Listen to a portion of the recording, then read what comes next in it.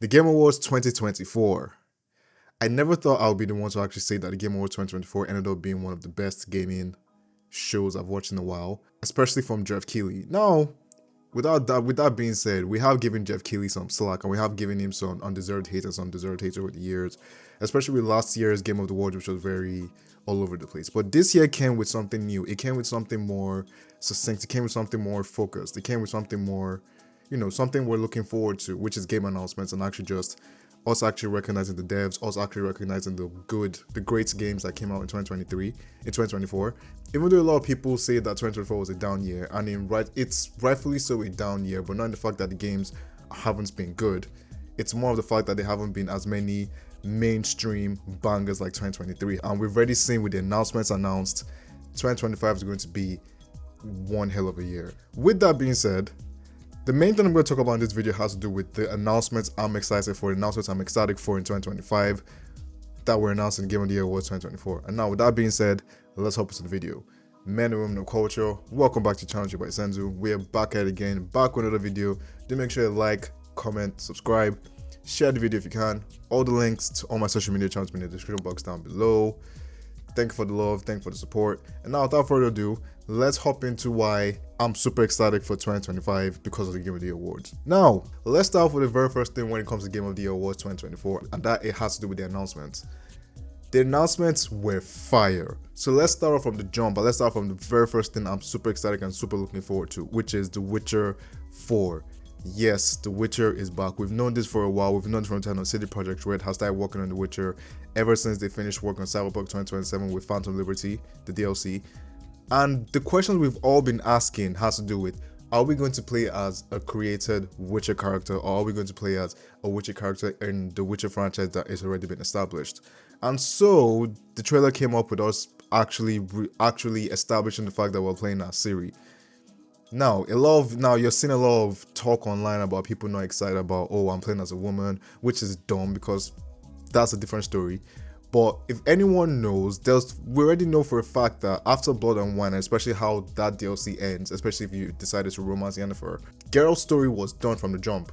If you've played The Witcher 3, which is a lot of people haven't really played The Witcher 3 because a lot of people just complain about bullshit. But the people who actually play games and people actually who played The Witcher 3, we already knew Geralt's story was done. That was the end. And so it was a matter of, oh, did you decide to choose Ciri as a Witcher, or did she die, or did she become the Empress? Obviously for me, I went with the Witcher plotline because it was like, yo, it makes sense. You're my adopted daughter, why not? I'm retired, now it's back to you. Now we also found out that this trailer was done on an announced 50 series, an unannounced Nvidia graphics card, which we know for a certain is probably the 50 series. I mean, of course. So The Witcher 4, phenomenal game. That's something I'm really looking forward to. Let's see. We also saw something very weird in Slow Club, which is the makers of Shifu. Now, they're making a football game.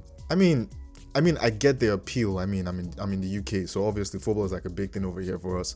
But I was expecting more like Shifu 2, Shifu sequel, something similar to that, especially with the secret level show that came out on Amazon Prime on just the Shifu episode, just being all, gory and all just beating niggas' asses and stuff like that. That's the shit I was looking forward to. So I'm not entirely sure if I was going into football and whatever, but it's neither here nor there. It is what it is. I can't really complain about that. But another game that I'm surprised is coming out in 2025 is The Outer Worlds 2. Now, The Outer Worlds 1 was a game that I didn't think was going to be all that, but playing the game, it's a much smaller, much focused, much concise, much hub area, like not open world, not very linear, but it's very tight. Pause. The Outer Worlds 1 was a phenomenal game in that regard. It was one of the games I actually really enjoyed when I played it eventually, I think last year or the last 2 years ago.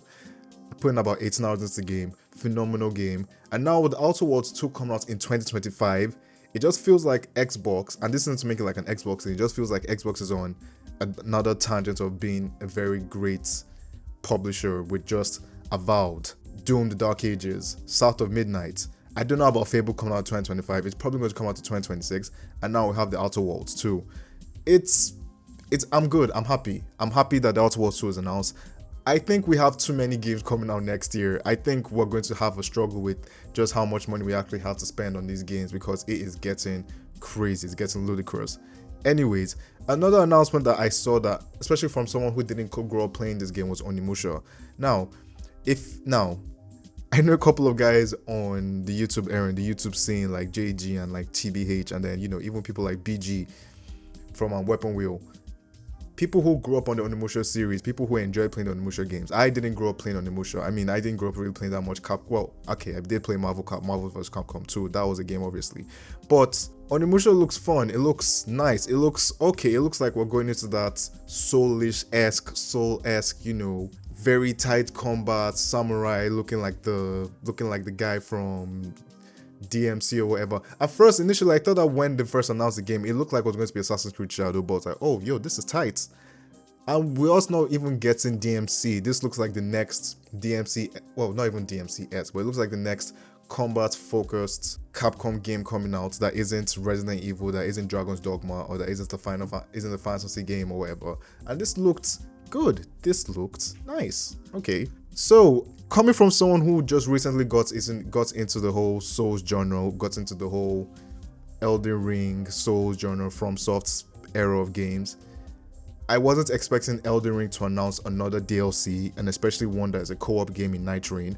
This is a very interesting take, especially because it has enemies from other parts from Soft games like Dark Souls and like Bloodborne. So it's like, okay, so they're going back to their roots, but this is more of like a co-op game. And I don't know, the trailer made it look like it was something similar to like an Elden Ring Monster Hunter or an Elden Ring co-op game, but apparently it's a co-op survival game called Elden Ring Night Rain. If I know anything about Elden Ring, if I know anything about FromSoft games, this game is probably going to take off when it comes out. I know for a fact it's going to happen. You're going to see a lot of videos of this game on TikTok, on YouTube, on Twitter, people talking about, oh yo, this is the game to be, blah blah blah blah blah blah.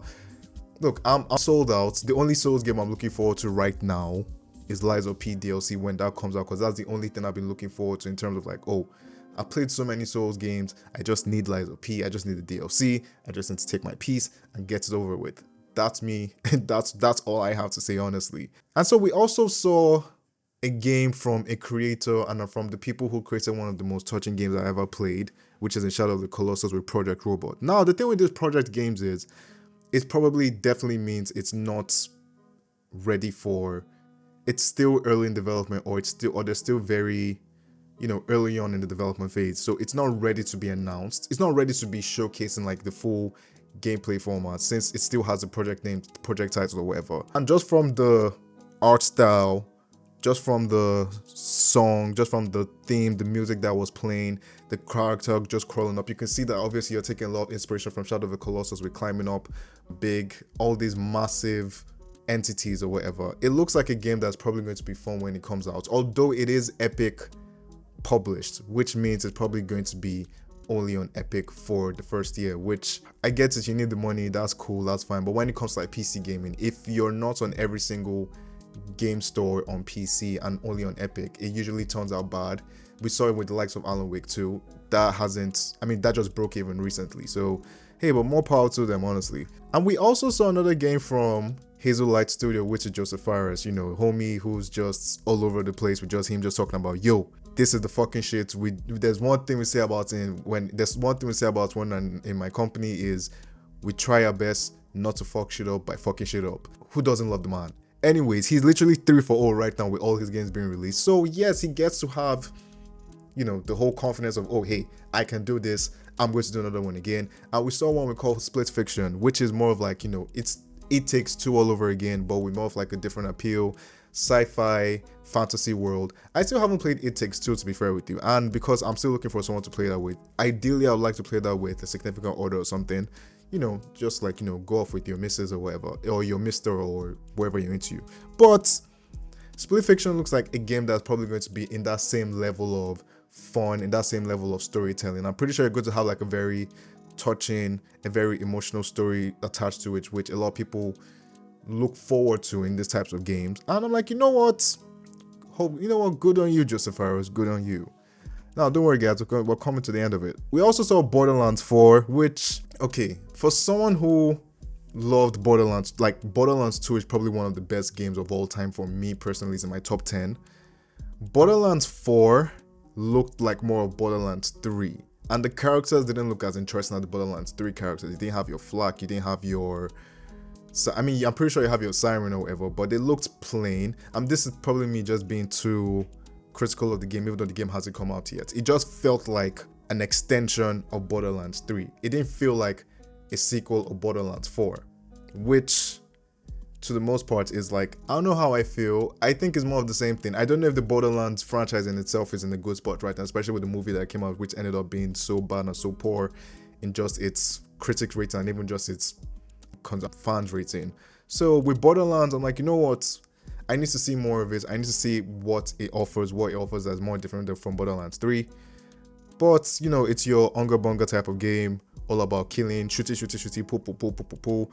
Oh wait, we'll get to it, but yeah, let's see. And so, another game that I'm really... Okay, let's see. Okay, obviously, we're not going to go ahead and not talk about Mafia, the old country.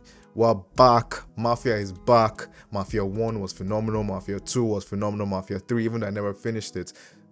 But Mafia 3, in terms of the world building, in terms of just that atmosphere of what it was being black in the 50s, the racism, which is crazy because, I mean, fuck racist or whatever. But it got the feel. Mafia is one of those games that is very weird when it comes to game, because for most games, they excel in the gameplay and are subpar in the story element. You only have very few studios who do well in both. Mafia is one of, I think Hangar 2 is one of those studios when it comes to like Mafia, the Mafia series. Incredible storytelling, but very mediocre gameplay. If they can just tighten up with the Mafia, the old country, it just looks like it's going to be a game that's going to be very good, and it's coming out in summer 2025. You know, it's going back to the linear narrative, more character driven, not open world, not doing some random bloated bullshit missions or whatever. It's going straight to like, yo, we're here to tell a touching story. We're here to tell the Godfather story. You get me? I don't know where the accent came from, but fuck it. And obviously, we also got the very short announcement for Okami, the sequel. I never played Okami, the first one, so it might be a good idea for me to hop back into that game and actually see how that turns out. And I don't know if you guys would actually want to see a video of me going back playing like Okami and like older franchises that are getting sequels now. And now we finally come towards the end of the show with probably the biggest announcement, which fell on deaf ears, to be fair with you. It fell on... Okay, let's talk about it. So we finally came to the last announcement, which was from Naughty Dog. We already knew Naughty Dog was working on a new franchise, especially after they've been working on the Last of Us franchise for the last 10 years. For the whole decade, they haven't done anything else that isn't Last of Us related. And the new game is called Intergalactic, The Heretic Prophet, which, hey, Tati Gabrielle, fire babe. Like, in terms of like the character model, I'm like, yo, you got me on that, bro. You got me. You got me. Gotcha. But apart from that though, in all honesty, man, like in terms of the game's feel, I don't know what it is. It's like a lot of these games that were announced or that are coming out recently, like the likes of Concord, the likes of this game, all took inspiration from that retro futurism in Guardians of the Galaxy. Even though, and this is another thing, if you still haven't played the Guardians of the Galaxy game, please go out and play that game. It's probably cheap as fuck right now. Get the game. It is not Avengers. It is not the Avengers game that came out. It is incredible. Go play that game. Now, with that being said, I think a lot of these studios have gone into the foray of creating games that are very similar to that, because I think Guardians of the Galaxy, the whole show, the franchise, that whole style of writing that's very Marvel-esque was popular at the time. I don't know how I feel about this game currently, because yes, it's just to give you the vibe. It doesn't really say much about what the game actually is. It's obviously from Naughty Dog, so we clearly tell that obviously it's going to be graphically impressive. The gameplay is going to be impressive. The storytelling is probably going to be the make or break moments. Especially with Concord. It's weird how with Concord and how Concord failed, you're going into another game that's that has that, it's not the same as Concord, but it has that same feel in terms of just that retro futurism. I'm looking forward to the game. I'm looking forward to hearing more about the game. You already want me on Tati Gabrielle being like your main character, because shit, I mean, hey, for the brothers, but apart from that, I don't know how to feel about the game in all honesty. It's a matter of, okay, let's see what comes out. Let's see the gameplay. It's Naughty Dog, so you know for a fact it's going to be a very touching story. It's probably going to be very, depending on what type of game it's going to be. Is it going to be similar to like an Uncharted, or is it going to be more akin to like The Last of Us, but in space? But I think it's never going to be that to begin with in the first place. But this is just me going off a tangent. This is just me off ranting. So in short, if you're still here and you're still here at this time in the video, let's wrap it up and let's just say the Game of the Year Award 2024 was probably one of the best Game of the Year. I think probably the best Game of the Year award show that we've actually had so far, especially from Geoff Kighley. I'm going to give Geoff his flowers. He did well with this game. He did well with the show. He did well with just the pacing. He did well with the announcements. He did well with setting expectations and just setting pace for everything to expect in this game. Sorry, in this award show. And yeah, if it keeps on doing this, it's probably going to be one of the best shows we can look forward to every single year. And I'm looking forward to what next year brings. I'm looking forward to the games next year brings. Gaming is back. Gaming never left. Gaming is here to stay. Anyone else who's complaining about gaming not being where it used to be should go suck a dick. No, I'm not joking. Go suck a dick. But in all honesty, we're back, baby. We are back. Thank you guys for watching the video. If you're still here, I appreciate you. Love you. Thank you. And now, without further ado, I'm gonna see you guys in the next video, which is probably going to be a Christmas special video about a particular game. I don't know yet. Depends on how I feel. I have a lot of things going on right now in my life right now. But with that being said, thank you guys for watching the video. Hope to hear from you soon, and I'm seeing you in the next one.